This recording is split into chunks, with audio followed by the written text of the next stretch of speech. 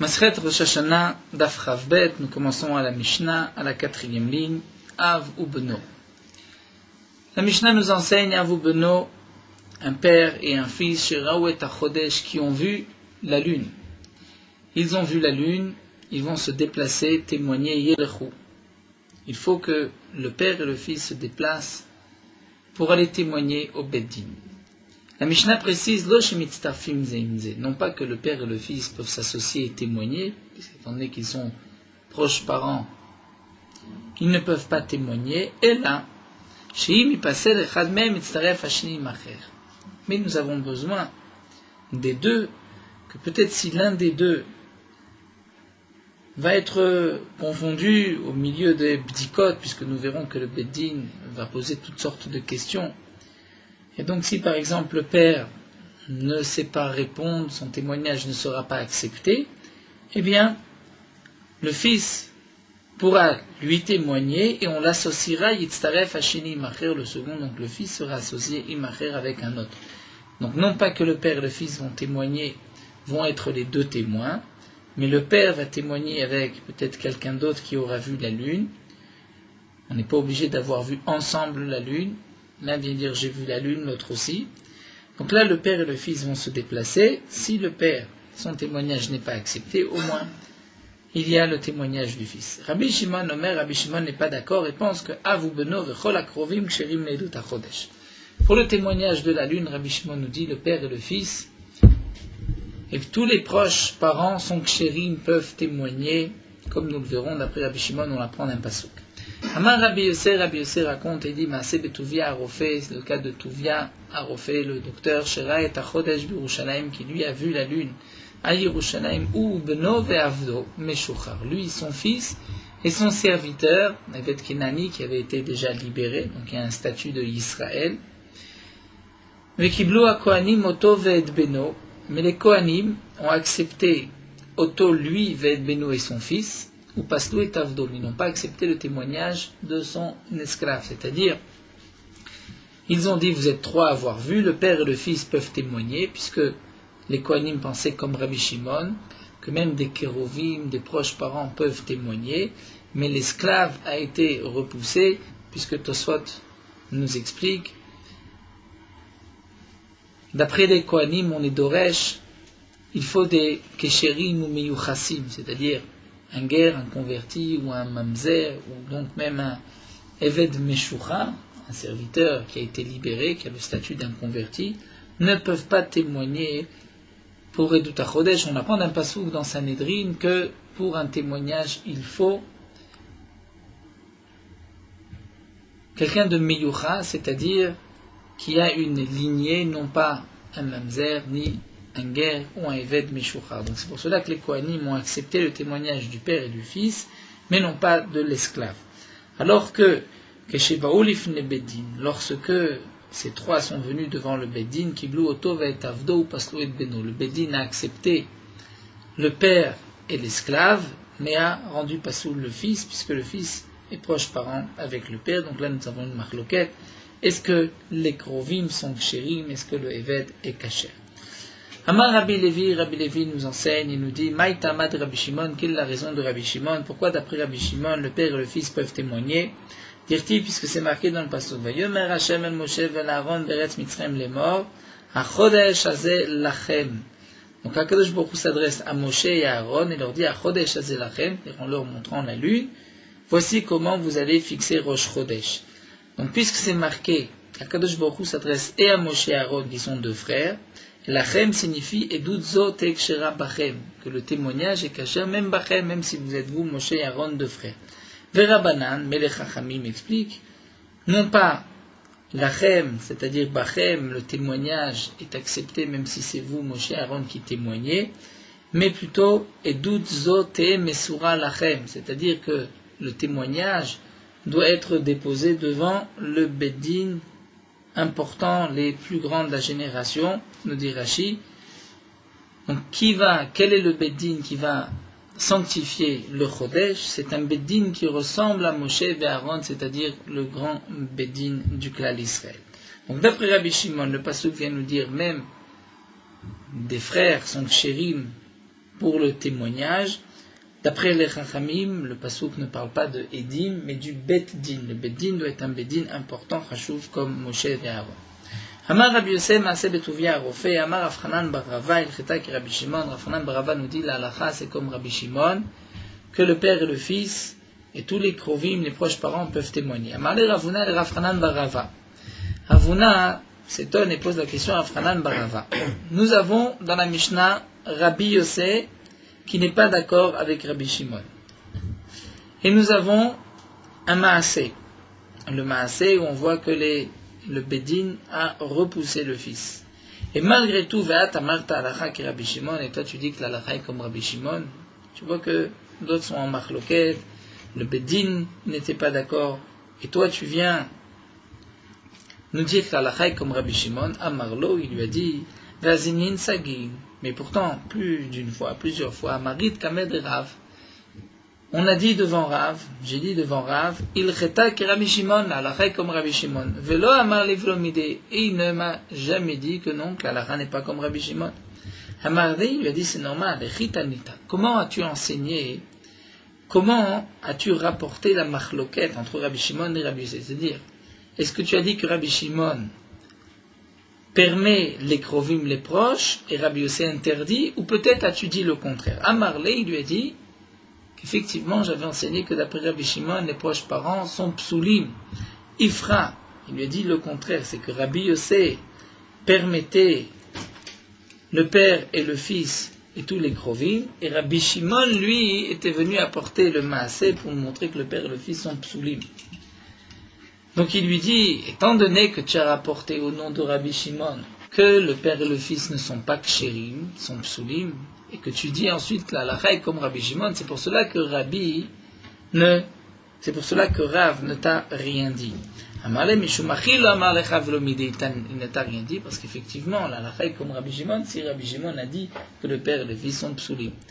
Mais d'après notre version de la Mishnah que Rabbi Shimon permet le père et le fils les krovim, donc là, effectivement, on doit dire que la halacha n'est pas comme Rabbi Shimon, mais comme Rabbi Yosef, et le père et le fils qui viennent témoigner, on ne peut pas accepter leur témoignage.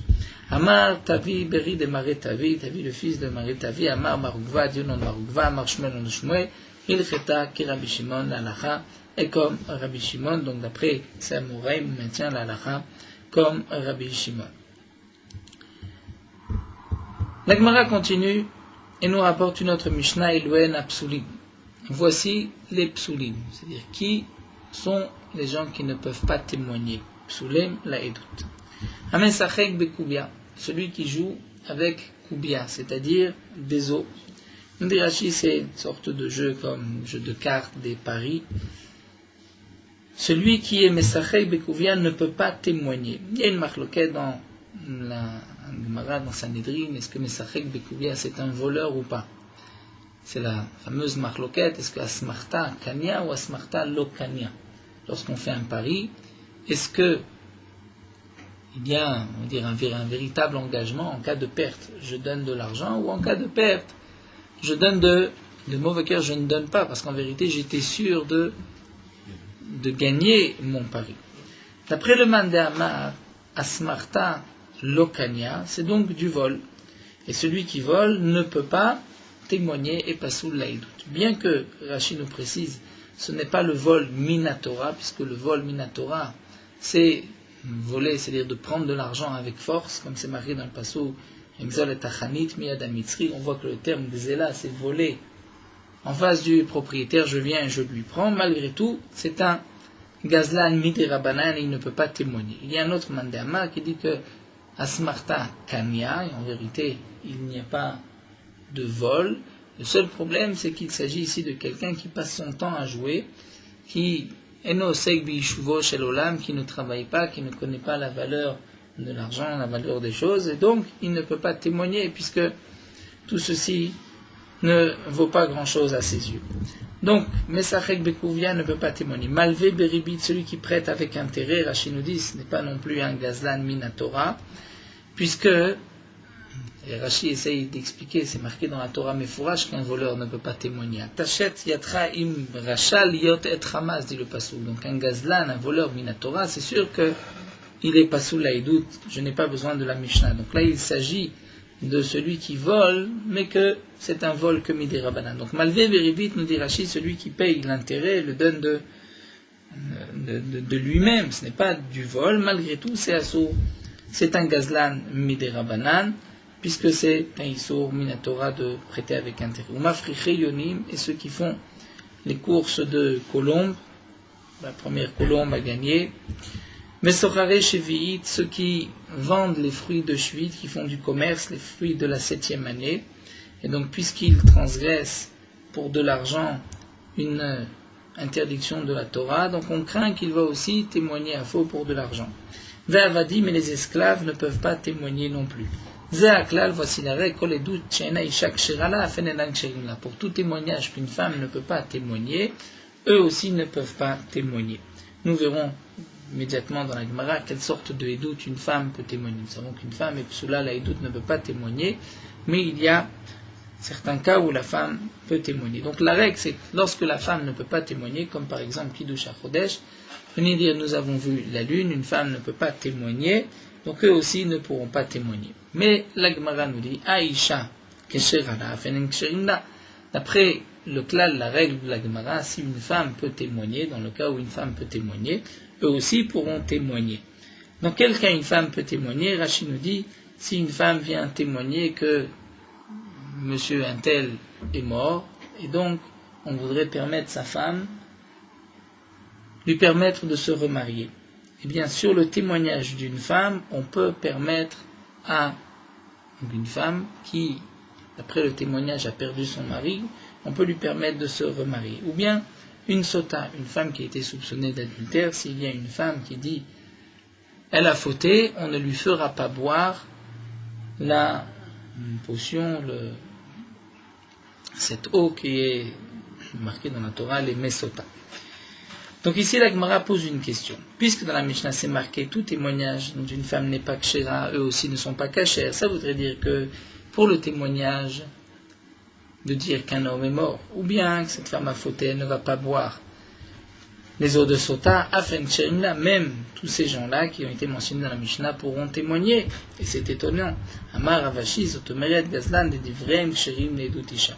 Donc Ravashi nous dit, effectivement, on peut donc déduire de là que même un Gazlan, un voleur, qui n'est que Midei Rabbanan, un voleur, puisque nous avons expliqué dans la Mishnah que ce n'est qu'un vol Midei Rabbanan, pas Minatora, eh bien il est kasher, les Edut Isha, il pourra témoigner en faveur d'une femme, par exemple, pour lui permettre de se remarier. Mais, nous dit Rashi, si quelqu'un est un Gazlan Deoraita, c'est-à-dire il va et il vole devant le propriétaire, un Gazlan, non pas qu'il prend en cachette, mais il prend voilà, comment ça s'appelle,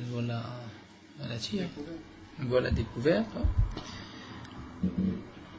Mais un Gazlan Minatora, étant donné qu'il a cette marogor, cette insolence de transgresser Befarasia devant tout le monde une interdiction de la Torah, les Chachamim ne lui ont pas permis de témoigner pour permettre une femme. La Gemara continue, nous rapportons une autre Mishnah, Mishra et Tachodesh veno yachol le'aler, celui qui a vu la lune, mais il ne peut pas se déplacer.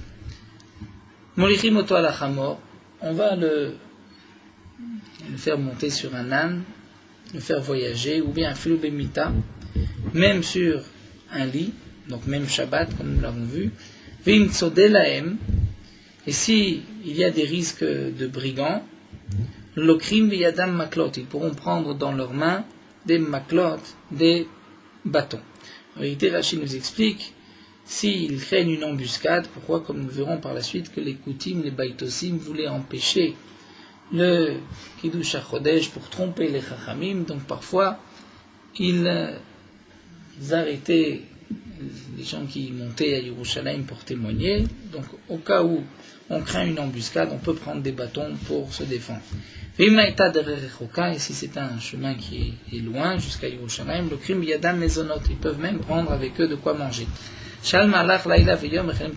Puisque sur une distance d'une nuit et d'un jour, on transgresse Shabbat pour venir témoigner. On sort témoigner pour le témoignage de la lune. Au-delà de Laïla Veyom, il n'y a plus de nécessité, puisque de toutes les manières, le Rosh Chodesh ne sera pas fixé le 32e jour du mois comme nous l'avons vu chez Nehemar. El Moadei Hashem asher tikru otam bemoadam. Voici le fait d'Akadosh Baruch Hu asher tikru otam bemoadam. On doit les proclamer en leur temps. Et les Rishonim expliquent que Rosh Chodesh est aussi appelé Moed, comme nous le savons, comme c'est marqué par ailleurs dans Masechet Ta'anit aussi, dans d'autres Masertot.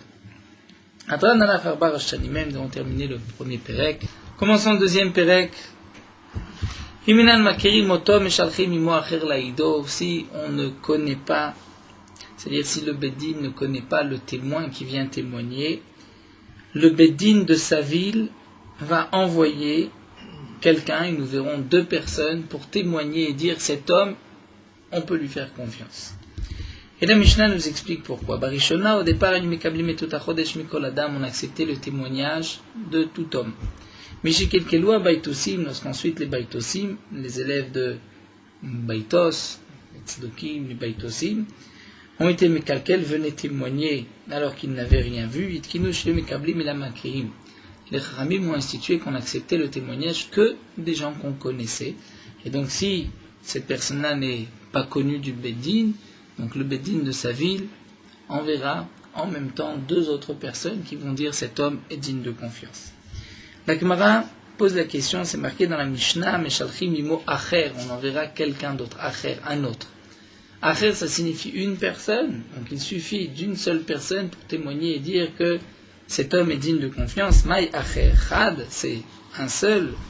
Demande la Gemara, chad, mi me'eman, mais est-ce qu'une personne, on va la croire? Normalement, nous avons toujours besoin de 2 témoins pour dire que tel ou tel témoignage, même pour dire que cet homme-là est digne de confiance. Il faut 2 personnes. Ve'atania. Et nous avons d'ailleurs une braïta, Maaseh shebahu ve'eda vimo. C'était le cas qu'un homme est venu lui, et ses témoins avec lui, les haïdalav, pour témoigner sur lui. Donc il a apporté 2 témoins. Et comme le précise Tosfot à la fin du Perek, au début de nouveau Perek, que ces 2 témoins pourront même transgresser Shabbat en même temps que lui pour venir au Beddin. Amar Rav Papa, donc Rav Papa va répondre, Maï Acher, que signifie dans la Mishnah Acher, un autre, c'est Zoug Acher, c'est-à-dire un autre groupe, encore 2 personnes. Harina même istabra, c'est même logique de dire ainsi, si tu dis que Acher c'est une personne, un autre, alors comment va-t-on expliquer la Mishnah? Dans la Mishnah c'est marqué Imenan Makirim Oto, si on ne le connaît pas. Que signifie Maï Oto? Il y met Oto Chad, c'est une personne. Chad Mimeman, mais est-ce que une seule personne est suffisante pour témoigner et dire j'ai vu la lune? Mishpat Ktiv Bey. À propos de la lune, c'est marqué Kichok le Israélou, Mishpat le Loke Yaakov. Mishpat c'est comme un jugement, il faut 2 témoins. Donc que signifie Menan Makirim Oto? Si on ne le connaît pas, il a Maï Oto, Oto Azouk, c'est-à-dire si on ne connaît pas ce groupe, c'est 2 témoins. Donc Achiname, lorsqu'on dit Acher, c'est-à-dire Zoug Acher, notre groupe de témoins, 2 autres personnes qui vont dire nous les connaissons. Et la Gemara s'étonne, la Gemara demande Vechad lo me'eman. Donc toute cette explication, c'est parce que au départ, nous avons dit qu'une personne n'est pas suffisante pour témoigner et dire cet homme est digne de confiance. Va Tania, pourtant nous avons une braïta qui dit Maaseh Rabbeinu Horai. C'était le Maaseh de Rabbeinu Horai, Shalach etzel ha'ed la'id alav. Il a été chez le témoin, la'id alav, pour témoigner sur lui, dire qu'il était digne de confiance, ve Shabbat, le Shabbat. Mais ce Rabbeinu Horai, lui, n'avait pas vu la lune. Mais il y avait une personne qui avait vu la lune. Cette personne n'était pas connue du Beddin. Rabbeinu Horai s'est déplacé, a été témoigné en sa faveur, Shabbat Be'usha, dans la ville de Usha. Donc on voit que Rabbeinu Horai, a priori, était tout seul et a été témoigné en sa faveur. Alors la Gemara nous dit, Amri Rabbeinu Horai Saada Achina Vebade. En vérité, il y avait un autre témoin avec Rabbeinu Horai. Seulement, dans la Braïta, on ne parle que de Rabbeinu Horai, va de l'Ochashivle, c'est simplement Mishum Kvodo chez le Rabbeinu Horai. La Braïta était venue nous enseigner un point précis. Nous dire que, regarde, même un grand homme, un grand Talmid Chacham comme Rabbeinu Horai, s'est déplacé Shabbat, bien que ce n'était pas lui qui avait vu la lune, mais il vient témoigner et dire cet homme-là est digne de confiance, Rabbeinu Horai s'est déplacé. Donc on vient apprendre que même un grand homme comme Rabbeinu Horai s'est déplacé. Donc on ne va pas mentionner qu'il y avait avec lui une autre personne, ça n'a pas d'intérêt. Il est évident qu'il y avait quelqu'un d'autre puisque lui, ce n'est qu'un seul témoin. Mais pour ce qu'on vient apprendre dans la Braïta, on apporte une preuve de Rabbi Nouraï. On ne va pas dire Rabbi Nouraï et même il y avait un autre membre de sa communauté qui s'est déplacé avec lui. Ici, le membre de la communauté ne nous rapporte rien, ne nous apprend rien. Ravashi Amar, Ravashi donne une autre explication. Il dit que Rabbi Nouraï, Saada Achina Beusha, en vérité, il y avait un autre témoin Beusha. Vazal Rabbi Nouraï l'Istaroufé Beade. Rabbi Nouraï a été s'associer avec ce témoin pour témoigner en faveur du témoin qui avait vu la lune. Il arrive, c'est ainsi Maïl et Memra. Alors quel est le chidouche? L'agma dit mot de tema misfeka le machnan shabbata. J'aurais pu croire que si c'est misfeka, un doute, Rachid nous explique peut-être que cet autre témoin ne sera pas chez lui. Donc peut-être que Rabbi Nouraï se déplace pour rien. Donc misfeka, kamashmalan, malgré tout qu'il s'est déplacé, il s'est dit certainement que le témoin sera chez lui, on pourra témoigner en faveur de celui qui a vu la lune. La Gemara continue, dit qu'il y a Teoula Amar, lorsque Oula est venu, il a dit qu'il choua l'Yacha Bemarava. À l'ouest, en Eretz Israël, on a sanctifié le mois, on a proclamé Rosh Chodesh. Amar Rafkana, Rafkana dit l'homme éveillé Oula, de Gavra Rabaou de Meiman. Pas seulement Oula, qui est un grand homme, un Talmid Chacham, c'est sûr qu'on va le croire lorsqu'il vient nous dire que le Bédine a fixé Rosh Chodesh. Et là, filou inish de Alman Amemeiman. Mais même si c'était un simple homme, on l'aurait cru aussi. Pourquoi? Maïtama. Kol milta Davida liglouye lo meshakreba inish. Toute chose, Davida liglouye, qui va se faire savoir par la suite, que de toutes les manières, on saura si le Bédine a proclamé Rosh Chodesh ou pas. Un homme ne va pas mentir. Un homme ne va pas dire le Bédine a proclamé Rosh Chodesh aujourd'hui, alors qu'il sait que demain on peut vérifier et prouver qu'il a menti. Donc, lorsque quelqu'un vient nous dire le Bédine a fixé Rosh Chodesh, on le croit. Tanana me'achi, la Gemara nous rapporte une braïta, ba'echad besof ha'olam v'amar kitchu bedim ta chodesh ne'eman. Si quelqu'un vient, même du bout du monde, et nous dit le Bédine a sanctifié le mois, on le croit. La Gemara continue, va'yoshenaim kablim ta chodesh mikol adam, et la Gemara va nous expliquer qu'est-ce que les baïtosim faisaient. Tanu rabbanan ma kilkul kilkilu ha-baïtosim. Quel était le kilkul que le baïtosim faisait? Pa'amachat, nous dit la Gemara une fois, Bikshu baïtosim la'atot hachamim, baïtosim, les élèves de Baïtos, qui ne croyaient pas en la Torah orale, ont voulu tromper les chachamim. Pourquoi ont-ils voulu tromper les chachamim? Rachid nous explique, comme nous le savons par ailleurs, on le rapporte souvent, la grande marloquette entre les chachamim et les tzedokim à propos de Shavuot. Est-ce que Shavuot, ça doit être 50e jour du Homer? Les Baïtosim, eux, pensaient que le 50e jour du Homer ne commence pas obligatoirement le deuxième jour de Pessah, le Homer. Puisque c'est marqué, Sfartem lachem imachorat ha-Shabbat, le lendemain de Shabbat, donc c'est-à-dire le lendemain de Yom Tov, le deuxième jour de Pessah, on commence à compter le Homer, le 50e jour, c'est Shavuot. Donc le jour où tombera le deuxième jour de Pessah, si Pessah tombe un dimanche, donc le Homer c'est le premier jour, c'est lundi, et donc Shavuot sera un lundi. Les Tzdokim expliquaient Mimachorat à Shabbat, c'est-à-dire le lendemain de Shabbat. Si le premier jour de Pessah tombe un dimanche, on commencera que la semaine prochaine, le lendemain de Shabbat. Et donc Shavuot doit tomber toujours un dimanche. D'après les Tzdokim, les Chachamim ont expliqué le passouk différemment. Eh bien, une fois, nous dit Rashi, le 30e jour du mois de Hadar était un Shabbat. Mais personne n'avait vu la lune. Donc, quand est-ce qu'on allait fixer Rosh Chodesh? Dimanche. Donc, Pessah serait dimanche. Et le premier jour du Homer, lundi. Et Shavuot, un lundi. Eh bien, les Baïtosim préféraient qu'on fixe Rosh Chodesh Shabbat, afin que Pessah soit Shabbat, le deuxième jour de Pessah dimanche, et Shavuot un dimanche. Et donc comme ça, cette année-là, on appliquera Mimachorat à Shabbat. Donc le 30e jour, personne n'avait vu la lune. Eh bien les Baïtosim sont venus témoigner et ont été dire, nous avons vu la lune. Ils ont loué les services de deux personnes, de deux témoins, Be'arba, Me'od, Zouzé, Sachouch, Nebnadam, Barba, Me'od, Zouzé, 400 zouz. Donc 200 pour chacun.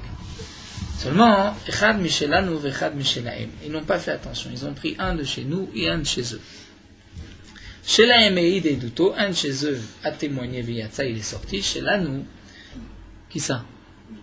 Le Tzedokim, bien sûr. Les Tzedokim connaissaient beaucoup de choses. Ils connaissaient même les Psukim. C'est pour ça que Tosfot se pose la question.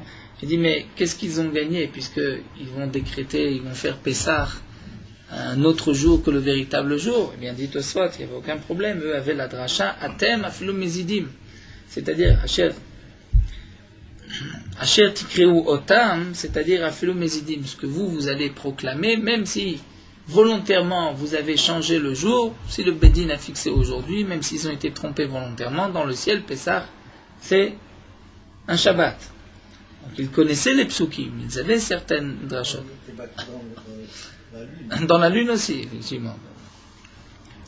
Donc celui qui était Michelan ou de chez nous, Amroulon lui a dit, Mort Ksadraïtaït Alvana, dit comment tu as vu la lune. Amar Laim, il leur a dit, Olé Haïti Bemale Adoumim. Il leur a donné un machal, le marshal explique, et le Mfarshim aussi, quel est exactement le machal, puisqu'il leur a donné des ménimes assez particuliers.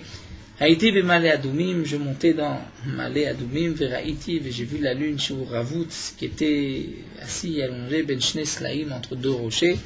Rocho domé l'égel, sa tête ressemblait à un veau, Oznav domim l'égedi, ses oreilles au chevreau, à l'agneau, Karnav domot les tsevi, ses cornes comme un cerf, Znavom nochatlo benirkotav, et sa queue était posée entre ses cuisses. Vitzat stibo, et je l'ai regardé, venir tati, j'ai eu peur, venafalti lachra, et je suis tombé en arrière. Donc il y a eu tout un remèze sur la signification, qu'est-ce qu'il a voulu dire par là. Et si vous ne me croyez pas, eh bien, sachez que j'ai 200 zouz qui m'ont été donnés pour venir témoigner. Amroulo, ils lui ont dit, donc il leur a dit en vérité, je n'ai pas vu la lune. Amroulo, ils lui ont dit, pourquoi tu es venu témoigner, comment tu es arrivé à cela? J'ai entendu que les Baïtosim voulaient tromper les Chachamim. Amarti, je me suis dit, je vais aller moi, et je vais dire aux Chachamim le complot des Tzdokim. Puisque chez Mayavu Ben Adam Shnan Muganim, peut-être que quelqu'un qui n'est pas méritant, qui n'est pas valable, va venir et lui va témoigner à Fov et Chachamim, et ils vont tromper les Chachamim. Donc j'ai préféré venir pour vous dire, je n'ai pas vu la lune. Amroulo, les Chachamim lui ont dit, Mataim zuz netunim lecha.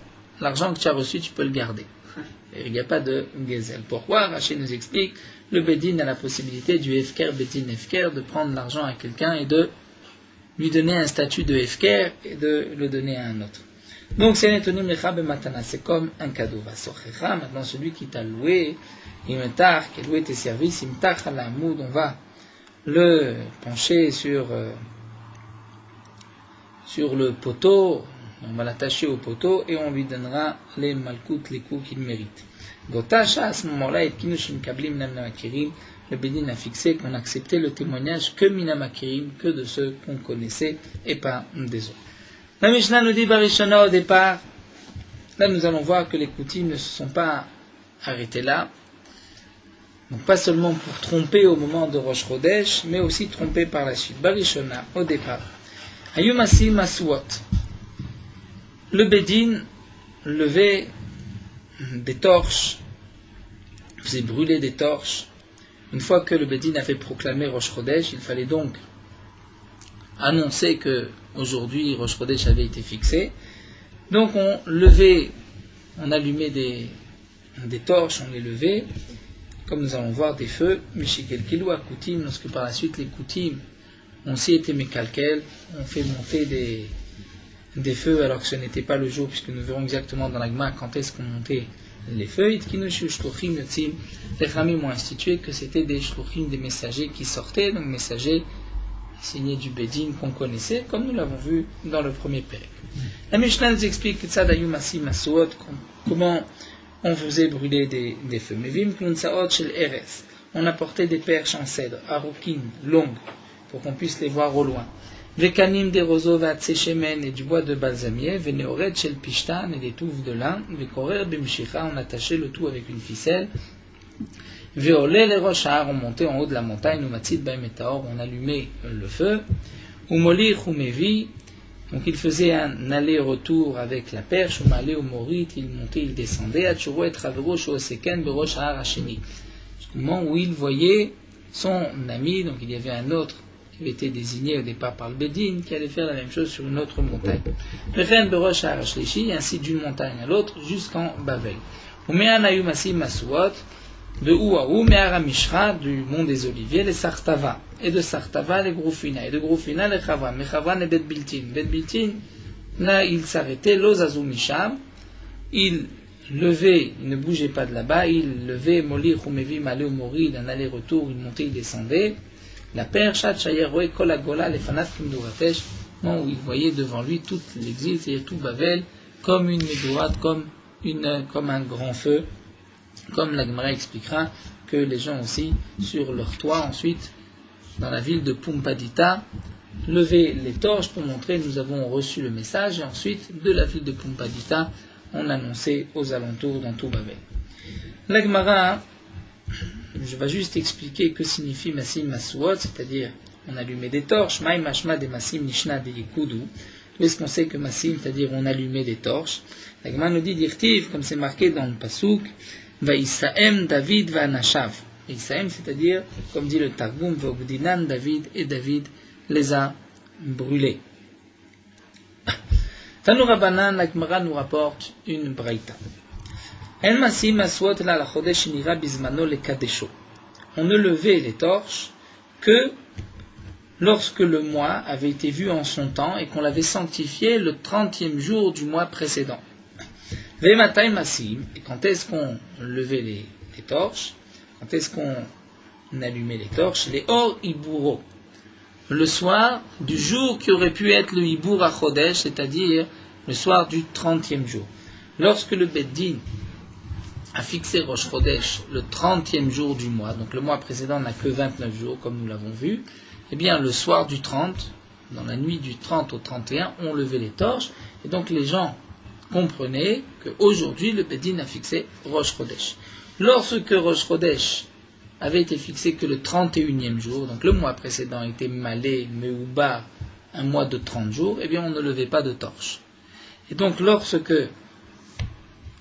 on attendait les torches, on ne les voyait pas arriver, donc on savait que le Beddin a fixé Rosh Chodesh le 31e jour du mois.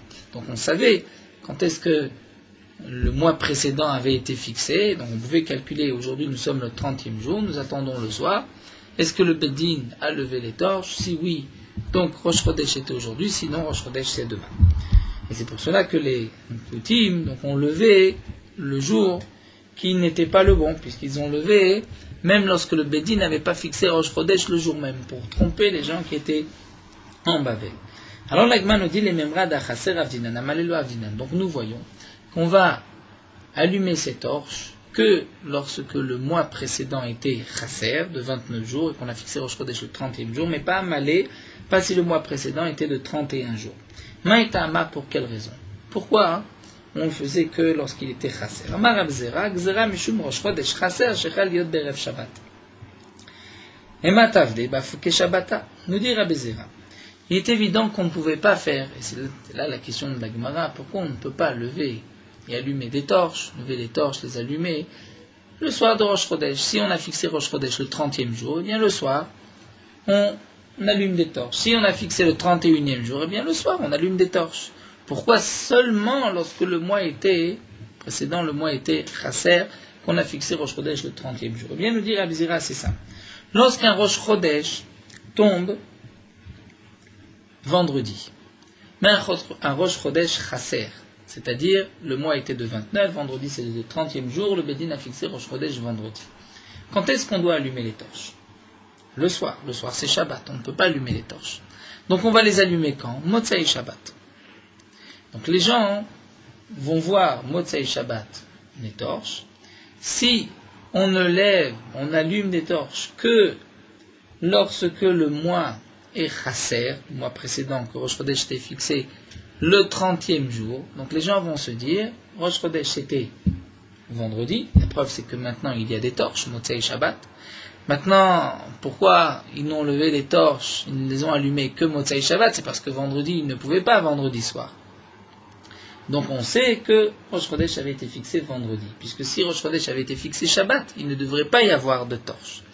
Mais si on dit que aussi bien un mois Chasser ou un mois Malé, le soir, on va lever les torches.